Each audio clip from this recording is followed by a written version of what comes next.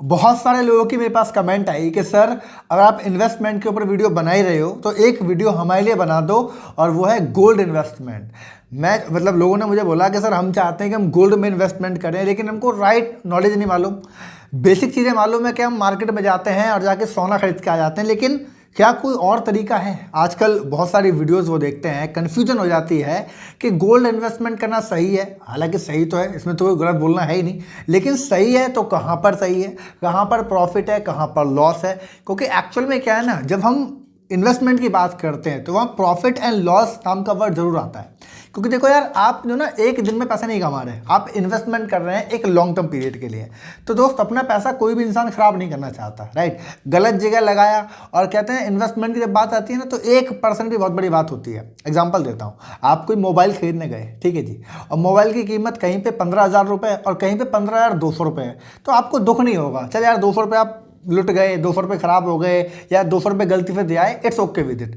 लेकिन जब इन्वेस्टमेंट होती है तो आपको हर चीज़ समझनी पड़ती है कि कहीं यार 1% का लॉस तो नहीं है। चलो आज मैं पैसा लगा रहा हूँ, आज मैंने 1 लाख रुपये, 2 लाख रुपये, 5 लाख रुपये लगा दिए, इन फ्यूचर ऐसा तो नहीं है कि 1% का 2% का लॉस हो जाए।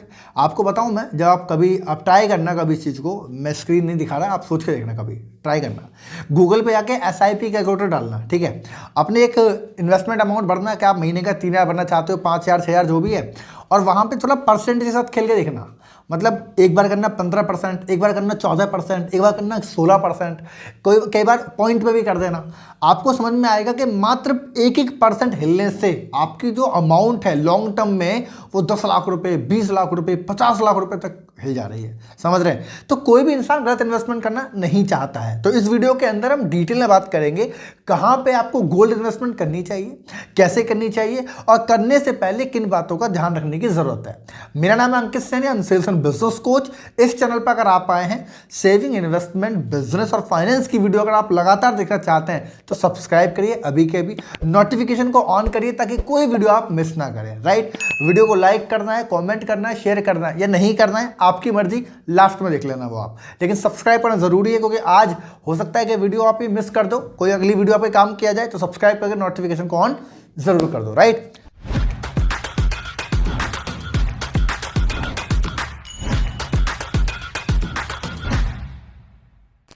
सबसे पहले हम समझते हैं, एक मिडिल क्लास इंसान के लिए सबसे बड़ी इन्वेस्टमेंट जो होती है ना वो गोल्ड होती है। क्योंकि यार देखो, एक मिडिल क्लास इंसान शेयर मार्केट नहीं करना चाहता, रियल एस्टेट वो कर नहीं सकता, तो कोई बहुत ज़्यादा इन्वेस्टमेंट का ऑप्शन बचते नहीं है। तो वो एक बात बोलता है कि मेरे पास यार महीने का, चल मेरे पास 30,000 रुपये हैं, 40,000 रुपये हैं, तो क्यों ना मैं सोना लिया हूँ, है ना, खरीद लूँ घर पे आके।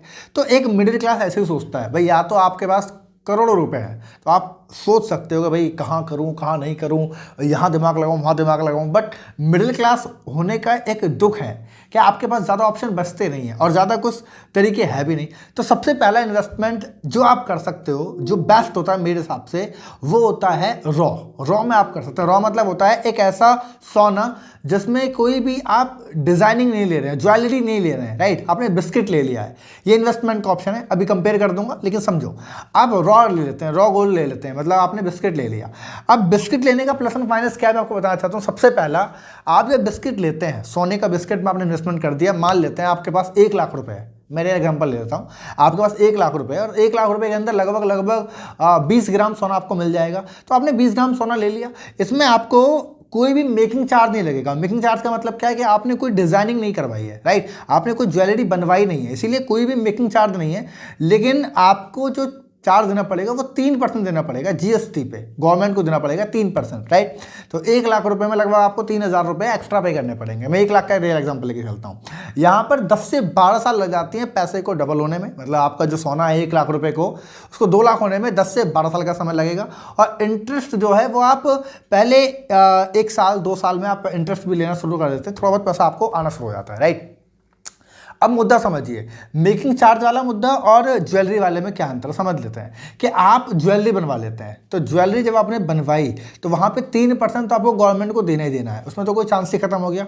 लेकिन आपसे मेकिंग चार्ज लगते हैं। मेकिंग चार्ज का मतलब क्या है कि जो आप ज्वेलरी बनवाते हो, मान लो आपने रिंग बनवाई, अपने कानों के लिए कोई चीज़ बनवाई, या आपने चूड़ी बनवाई, आप जो भी बनवाना चाहते हैं, आपको मेकिंग चार्ज देना पड़ता है। और मेकिंग चार्ज डिपेंड करता है, आपको बता दूँ, दुकान बाय दुकान, मतलब शॉप बाय शॉप। कोई लोकल दुकान है, चालू जाता है है 5% चालू हो जाता है, 5%, 6% चालू हो जाता है। और अच्छी दुकान पे आप चले जाए, तनिष्क पे चले जाएं, आप टाइटन पे चले जाएं, तो आपको पता चलेगा कि वो 30% तक मेकिंग चार्ज ही ले जा रहे हैं। मतलब 1 लाख रुपए में आप अगर तनिष्क पे चले गए, 1 लाख रुपए का आपको सोना चाहिए, तो कई बार होगा कि 20,000 रुपए आप सिर्फ मेकिंग के दे आए, क्योंकि आपकी पसंद की डिजाइन बन रही है, राइट। तो आपने मेकिंग चार्ज जो है एक्स्ट्रा पे कर दिया। लेकिन कमाल की बात आपको बता दूं, यहाँ पे जो जीएसटी है ना, आपको कंबाइंड में देना है। कहने का मतलब 1 लाख रुपए का सोना 3% देना था रॉ वाले में, लेकिन यहाँ पे अगर 20% मेकिंग चार्ज है तो 1,20,000 हो गया।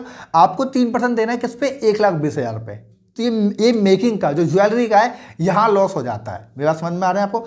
आप जाके पूछ के आए, जब आप अगर आप मान लेते 5 ग्राम कोई सोना बनवाना चाहते हैं तो वो बताता है कि हम 500 रुपये का 1 ग्राम लेते हैं बनाने का, या 1000 रुपये का 1 ग्राम लेते हैं बनाने का। तो इस तरीके से डिमांड होती है यहाँ पे।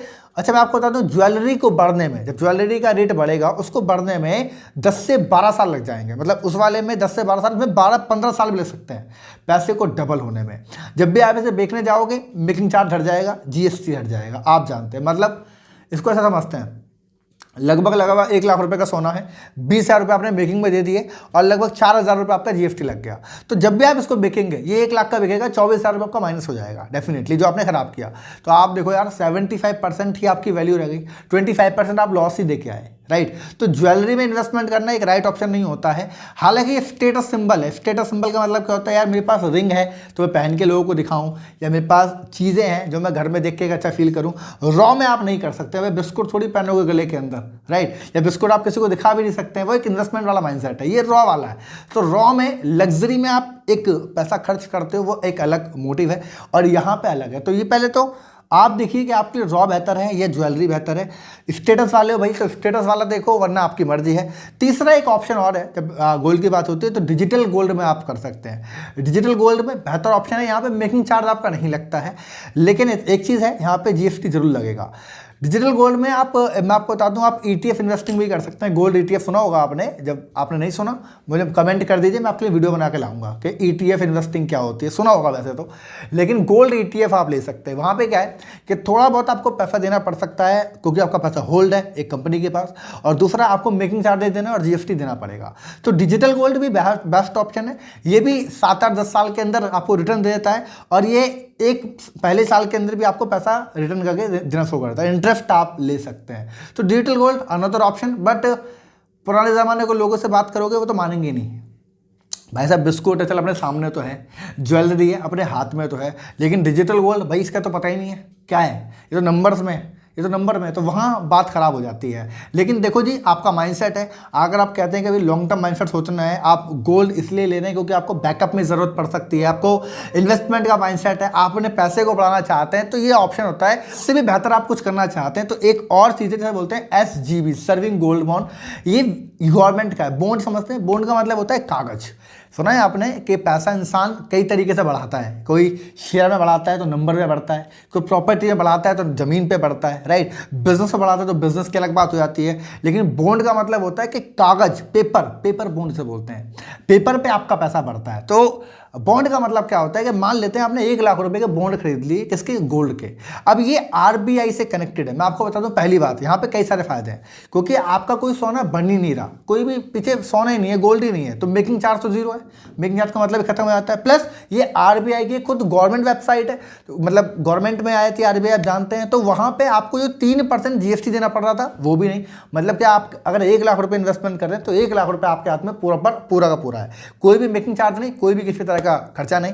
और पेपर पे आपकी चीज़ बढ़ती है। जब भी आपको बेचना है उस रेट पे जो बढ़ रहा है वो आप देख सकते हैं। एवरेज सोना हर सालाना लगभग 7% तक ग्रो करता है। तो जब भी आप इसको बेचेंगे आप 7% का प्रॉफिट वाला ले सकते हैं। यहाँ आपको एक बेनिफिट और है, आप लगभग 2 से 2.5% का सालाना इंटरेस्ट भी ले सकते हैं। मतलब कि 1 लाख रुपए पे 2.5% आपको सालाना रिवील भी आप कर सकते हैं, पैसा ले सकते हैं, क्योंकि RBI की ये कंडीशन है, राइट। सेफ्टी की बात ही नहीं करते क्योंकि RBI वहाँ पे सेफ्टी की बात ही खत्म हो जाती है। सो ये एक अनदर ऑप्शन है। यहाँ आपका पेपर पे गोल्ड बढ़ता है। मतलब आप एक बात समझिए, मैंने आपको 4 बताएं, चारों में से कोई भी चूज कर सकते हैं, राइट। आपको समझना है कि आप किस माइंडसेट पे डिपेंड करते हैं। अगर आपको लगता है कि भाई मैं कोई चीज़ मतलब ले रहा हूँ, मतलब मैंने पैसा लगाया तो मेरे सामने होनी चाहिए, मैं अपने उसको फील करना चाहता हूँ, तो भाई साहब फिर ज्वेलरी वाला ऑप्शन है। लेकिन पैसे को मत देखो, वो लॉस कर जाएगा, राइट।